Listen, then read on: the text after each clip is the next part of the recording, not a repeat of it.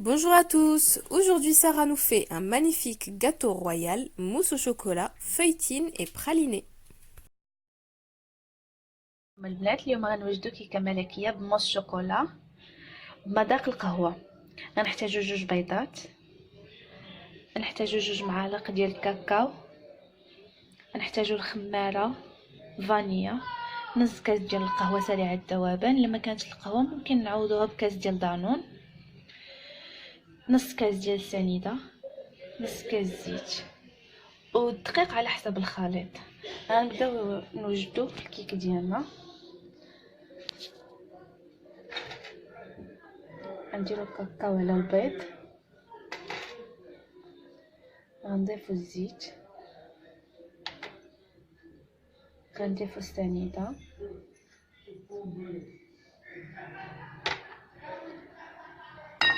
غنضيفو القهوه. غنبداو نخلطو المقادير ديالنا على الشكل هذا.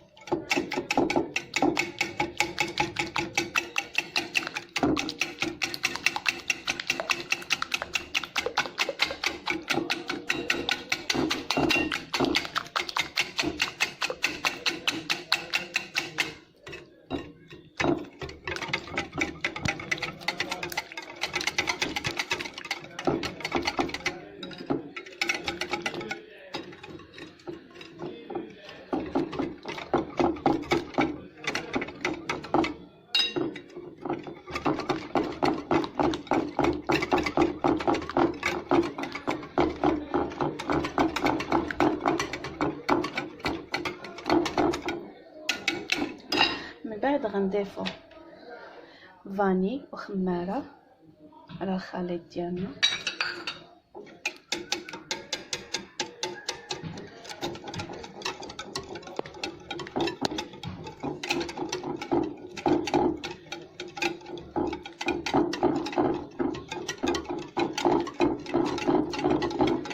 من بعد غنبداو نديرو فوق الفرز ديالنا،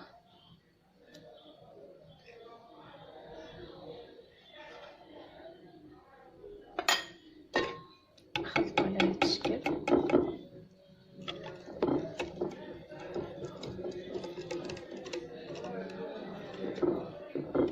غنبقاو نخلطو بحال هكا تشوفوا شحال غيقدنا ديال الدقيق على حساب الخليط، ما يكونش عاقد وما يكونش جاري بزاف. البنات العجينه ديالنا ها هي ديال الكيك، تجي على هاد الشكل هذا، ما عاقداش وما جارياش. غنديروها في هذا المول على هاد الشكل هذا. انا كنت دهنتو ودرت ليه الدقيق. غنديرو العجينه ديالنا في المول، غندخلوها للفران طيب على درجه الحراره تكون متوسطه. نحتاجو الكريمه ديالنا، غنحتاجو نص لتر ديال الكريم سائله، كنقصو منها كاس معامرش باش نوجدو الكلاصاج. ها هو كاس معامرش، غنخليوه في الجنب باش نوجدو الكلاصاج ديالنا. غنحتاجو 2 معالق ديال السنيده، معلقه كاكاو مر، معلقه ديال الكاوبيل. غنضيفو المقادير ديالنا بالتساوي بحال هكا. غنضيفو السنيده ومن بعد غنبداو نطلعو الكريمه ديالنا حتى تقال لينا ونخليوها في الجنب. وجدنا الكريمه ديالنا هي قعدت لينا على هذا الشكل هذا. غنديروها في الثلاجه تبرد شويه. بما وجدنا الكيك ديالنا نخرجوه من الفران وغندير فوق الكيك ديالنا. الكيك ديالنا من بعد ما وجدات كتجي على هذا الشكل. انا سقيتها بنص كاس ديال القهوه باش تجينا رطبه. وغندوزو باش نوجدو الطبقه المقرمشه، غنديروها فوق هذا الكيك. غنحتاجو نص كاس تقريبا ديال الشوكولاط كحل دايب، نص كاس ديال تخاليني، زلافه ديال لافويتين، طبقه مقرمشه كنحتاجو لافويتين على هذا الشكل. انا درت زلافه. غنخلطوا المكونات ديالنا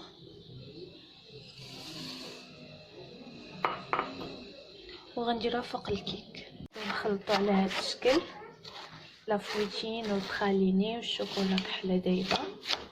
كنبقاو نخلطو بحال هكا حتى كتجمع لينا المكونات وكنديرهم فوق الكيك. الطبقه ديال المقرمشه ديال لا فويتين والبخاليني والشوكولات ها هي درت على هذا الشكل. غندير في الموس ديال الشوكولا اللي حضرنا ودرناها في الثلاجه تبرد. الكيك ديالنا ها هي من بعد ما درنا ليها الموس ديال الشوكولا غنديرها في الفريغو ليله كامله. العصاج ديالنا غنحتاجو نص كاس اللي كنا دخلينا ديال الكريمه السائله، طرف ديال الشوكولاته على هذا القدر هذا، شوكولاته سبيسيال ديال الحلويات، معلقه سنيده، 3 ديال الجيلاتين. غنديرو في بان ماغي الكريمه والشوكولاته والسنيده بما سخنات، وغنديرو الجيلاتين في الماء من بعد نديروه على الكريم. الكريمه ديالنا ها هي والشوكولاط درتها في حمام مريم على هذا الشكل هذا. دابا غنضيف لها الجيلاتين ديالنا، ها هو درت ليه الجيلاتين ها هو داب تجي على هذا الشكل هذا. دابا غنزوق به الكيك ديالنا. الكيكه ديالنا كتجي على هذا الشكل هذا، ها هي انا قطعتها هما الطبقات بالصحه والراحه.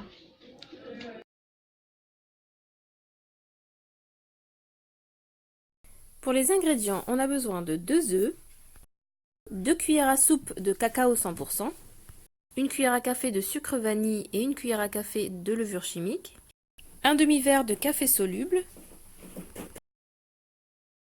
un demi-verre de sucre, un demi-verre d'huile et de la farine. Dans un récipient, on commence à mettre les œufs avec le cacao 100%. On y ajoute l'huile, puis le sucre. On ajoute le demi-verre de café soluble. On remue bien tous ces ingrédients au fouet. On ajoute ensuite le sucre vanille, la levure chimique et on remue de nouveau.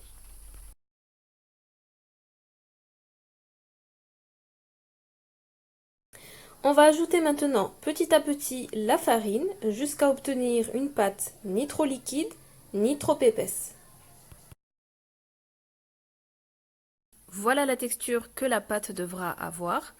Maintenant, on va la verser dans un moule qu'on aura préalablement beurré et fariné, puis on l'enfournera à 180 degrés pendant 20 à 30 minutes. Pour la mousse au chocolat, on aura besoin d'un demi-litre de crème fraîche liquide. On va retirer environ un verre de cette crème liquide et on va le laisser de côté pour notre glaçage. On a également besoin de 2 cuillères à soupe de sucre, une cuillère à soupe de cacao 100%, une cuillère à soupe de poudre chocolatée. On va mettre les chocolats et le sucre dans la crème liquide et on va la monter au batteur. Une fois montée, on réserve notre crème au chocolat au frigo. Pendant ce temps, notre gâteau au chocolat est prêt. On va l'imbiber d'un demi-verre de café et on va passer à la préparation de notre feuilletine au praliné. Pour cela, on va avoir besoin d'environ un demi-verre de chocolat noir fondu, d'un demi-verre de praliné et d'un bol de feuilletine. On va mélanger tous ces ingrédients entre eux, puis on va en déposer une couche sur notre gâteau. Une fois fait, on va maintenant déposer la mousse au chocolat qu'on a réservée au frais. On laissera ensuite le gâteau au frigo toute une nuit avant de préparer le glaçage. Pour le glaçage, on aura besoin du verre de crème liquide qu'on avait réservé la veille. On aura également besoin d'environ 70 g de chocolat noir spécial pâtisserie, d'une cuillère à soupe de sucre et de 3 feuilles de gélatine. Au bain-marie, on va faire fondre le chocolat avec la crème liquide et le sucre.